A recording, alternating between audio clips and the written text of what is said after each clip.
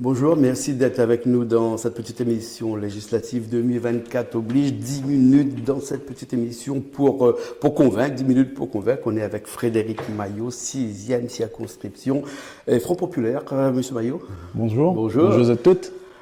Merci d'être avec nous, ça nous fait plaisir de vous avoir aujourd'hui. 10 plaisir minutes pour nous expliquer un petit peu cette 6e circonscription et puis après ce choix de vous d'avoir été plutôt dans une élection législative, parce que nous avons connu dans les municipales, nous avons connu dans les 2022 dans une législative, et là tout de suite, là, quand le président dernièrement, le 6 juin, a décidé de dissoudre l'Assemblée nationale, on a trouvé une opportunité là-dedans tout de suite pour revenir. Non, il faut toujours réfléchir, il faut se demander comment où l'a été pendant ces 2 ans, voir avec l'équipe et de dire en fin de compte que c'est pas Emmanuel Macron de décider quand est-ce que les siffle la fin du match et la fin de la confiance que les Réunionnais, la fin de la conscience des Réunionnais que l'adresse à moi. Vous l'adresse à moi une confiance pendant 5 ans. Et Emmanuel Macron, ce que l'on a de pire pour un politicien, surtout pour un chef de gouvernement, c'est la non remise en question. Et quand il dissout, c'est qu'il refuse de mettre Ali en question et il préfère remettre les autres en question. Moi, j'étais au travail, pendant 2 ans. Moi, j'avais des sujets qui étaient gagnés et des sujets qui ça allait être abordés et à défendre encore. Et il met un arrêt à ça. Donc, il faut que les Réunionnaises et les Réunionnais comprennent que le match n'est pas fini, que la confiance qui règne entre nous, il faut aller jouer la deuxième mi-temps pour encore faire gagner la Réunion. Sans compter qu'avant, par exemple, sous finir un mandat, et que les candidats dans un autre mandat, ou de mandature, il finit le jour de l'élection, mais là, c'est le 6 juin. Oui, mais c'est le propre d'une dissolution. C'est-à-dire, avec des parlementaires, avec ou des il faut qui sont allés au chômage. Accepter aussi. Connaît la dissolution fait partie de la Constitution. C'est un article qui fait partie, article 12 de la Constitution, donc il y applique ça. Maintenant, nous devons envoyer un message que, effectivement, il peut user de cet article-là, mais il ne peut pas briser la confiance que l'on a entre nous et il ne peut pas arrêter en si bon chemin le travail que l'était en train d'être mené pour la 6e circonscription, mais pour tout le pays, pour la Réunion aussi. Il y avait peur peut-être d'une cohabitation qui de toute façon va se faire vu comment ça avance. Je ne sais pas si c'est de la peur, mais en fait, il a été une nouvelle fois désavoué. Plusieurs fois, il a été désavoué dans la politique que l'il mène parce qu'il est l'exécutif. Et il exécute en fait ce qui semble à lui de bon, mais la population, plusieurs fois, elle a dit non. Nous a dit non sur la réforme du chômage. Nous a dit non sur la réforme de la retraite. Nous a dit non sur la loi travail quand il la laisse à nouveauté et nous l'a fait capoter.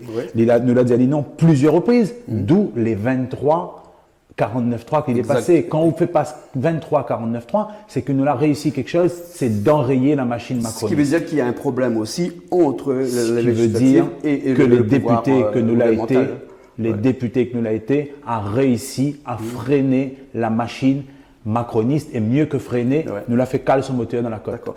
Aujourd'hui, dans ce front populaire qui revient et qui était ce vote-là va être complètement différent que les européennes. Mais totalement. Pourquoi c'est totalement différent? Déjà, le moment où Emmanuel Macron choisit de dissoudre, c'est quand le FN est au plus haut. Est-ce que ça ne fait pas de lui le meilleur allié du Rassemblement national? Quand on attend que ce parti, qu'il porte des valeurs... Il y avait le choix. Il avait le choix d'attendre. Il n'avait le choix, en tant que président de la République, on a toujours le choix. On a toujours le choix de dire, écoute, m'y prend acte, m'y regarde, m'y laisse les Jeux Olympiques passer, m'y analyse, m'y voit comment nous tourne pendant encore jusqu'à peut-être la fin de l'année, et après m'y prend une décision. D'ailleurs, c'est ce que son équipe la conseille à lui. Mais il n'écoute plus personne. Là. Sûr. Donc, pour revenir, la donne a forcément changé, parce que aujourd'hui, moi, je me retrouve à moi avec ce que le Réunionnais aime appeler un manger cochon. C'est-à-dire les ennemis d'hier la prend un jour pour mettre les autres d'accord, non pas pour aller bataille pour la Réunion, mais mettre les autres un jour pour mettre les autres d'accord pour comment chacun sauvegarde son petit pouvoir, son petit mandat ou sa petite ville. Comme il dit petite, c'est une façon de parler créole, on n'a pas une petite ville, c'est des grandes villes. Sur sa circonscription. Et en fait, nous rendons nous compte que nous n'avons un mettre ensemble, nous n'avons un manger cochon, comme il dit, juste pourquoi? Pour freiner ce que était en train d'être mené, la bataille comme elle était pour mener jusqu'à maintenant. Et ça, les Réunionnais doivent comprendre. Les habitants de Sainte-Suzanne, m'ont posé clairement la question. Comment nous explique que hier, c'était des ennemis au plus haut point, je ne peux même pas partager un verre de l'eau avec. Et aujourd'hui, juste pour des arrangements politiques, des manger derrière la cuisine, des arrangements derrière la cuisine, je te mettre à Z d'accord pour abattre la confiance que nous l'avons créée en nous et pour pas laisser à moins aller continuer le travail que nous sommes en train de mener. Alex avec de M. Giron, ça veut dire. Ben en fait, tu vois, on l'a juste évoqué, on l'a compris. Donc si c'est on l'a public, compris, hein, donc si c'est pour on l'a ça. compris, on veut dire que les Donc, Saint-Suzannois doivent comprendre comment nous explique aujourd'hui que les deux, ils trouvent un point d'accord juste pour abattre Frédéric Maillot parce que justement, on était en train de faire un bon travail à l'Assemblée et elle avait besoin de sauvegarde son mairie et elle avait une soif de vengeance. Mais où venge pas où? Sur le dos de la population. Comme M. Maillot, juste entre nous, beaucoup de gens disent qu'un mandat ne suffit pas pour aboutir à une proposition de loi. C'est faux. En tout cas, c'est faux. En 2 ans, on a fait passer une proposition de loi votée à l'unanimité. Ouais. Ah ben oui, monsieur Coindem, on a fait passer une proposition de loi dans laquelle il dit qu'il faut utiliser la culture régionale et les langues régionales pour lutter contre le décrochage, l'illettrisme et en outre-mer que les beaucoup plus important. Ils n'ont pas trop entendu parler ici. Tiens, la population a entendu ça. On n'a pas su antenne réunion pour en parler, mais on n'a pas su réunion première pour en parler. On peut pas chez nous. Et parce que on n'a pas reçu.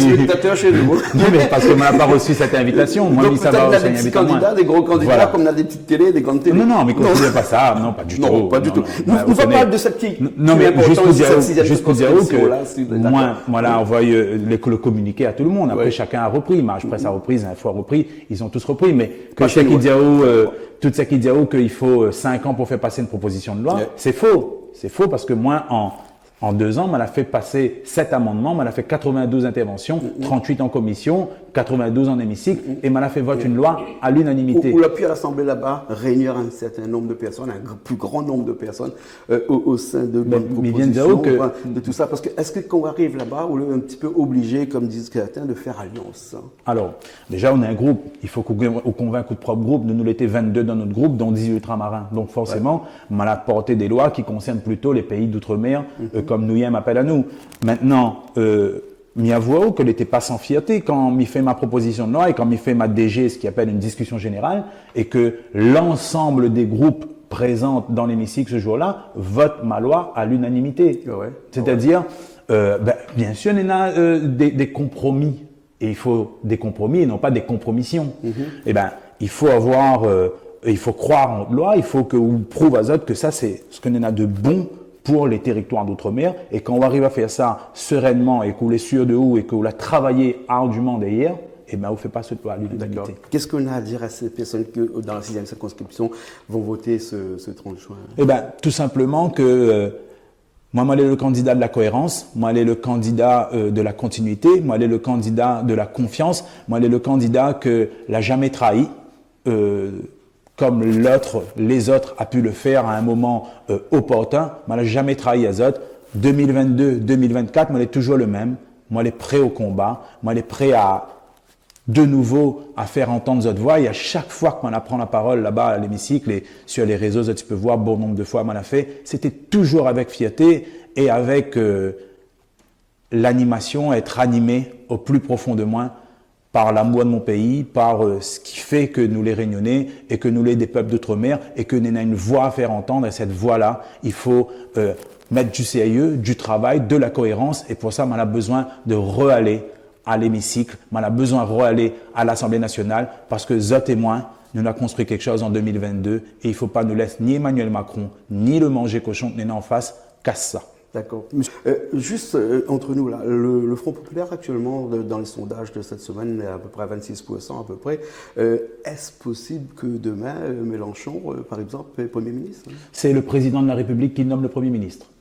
Moi, ni son numéro, ni son Facebook, ni quoi que ce soit. C'est lui qui nomme. Il n'a pas pris la décision lorsqu'il a fait la dissolution le 9 juin. Non, mais là, il n'aura pas à prendre la décision parce que ce sera pour répondre à eux, il ne pense pas que l'urgence est là. Est-ce que il veut voir l'urgence c'est pas là, mais c'est le 18 juillet. Est-ce que il veut voir Mélenchon Premier ministre? La réponse est non. Moi, il est dans une dynamique générationnelle. Il pense que c'est quelqu'un de la nouvelle génération qui doit prendre. Et puis, avec tout le respect que moi j'ai pour ce grand bonhomme, parce que c'est un grand bonhomme, il demande à nous de faire mieux. Donc, c'est à nous, la nouvelle génération, de faire mieux. D'accord. On a vu que c'est une politique de jeunes actuellement, où sont concernés aussi par cette nouvelle politique. Ouais, les jeunes arrivent au pouvoir. Au pouvoir, en tout cas aux affaires, et que la place, ils ne donnent pas, il faut aller la prendre. la prendre sans faire des compromissions, sans faire de manger cochon. Il faut aller la prendre le plus proprement possible et avec la lutte et avec des convictions et non pas des arrangements derrière la cuisine. Merci beaucoup Frédéric. Merci Maillot, à vous. 6e circonscription. Merci à vous. Merci.